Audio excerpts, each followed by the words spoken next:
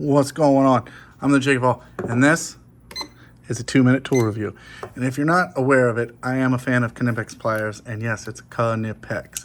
I really like the parallel jaws, and a buddy of mine got me a pair of these long nose double bends.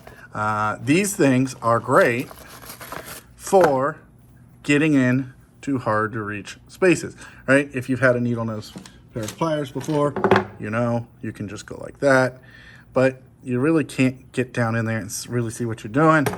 So these double bends are great.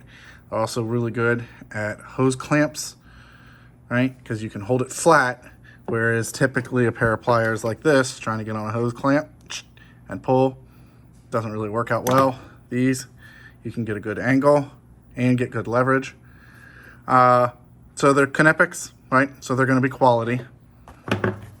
Part number is 3881-200B, and of course, where does it go? German. Where is it? It says it made in Das Germany. So I'm not gonna be able to show you a ton because it's, well, just a pair of pliers, but you can just see by the quality there. Good as always. Textured all the way into the bend, so it's not going to slip off. I've used this to get down into some holes on some TV brackets. Does a really good job. You can hold it this way, you can hold it this way. Good movement.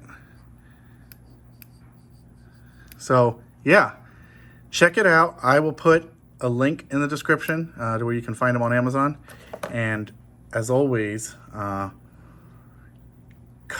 Knipex, say it right with me.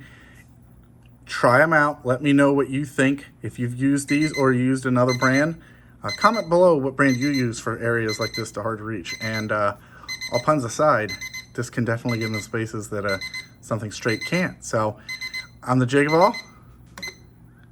This has been a 2-minute tool review. You guys have a good one. Knipex.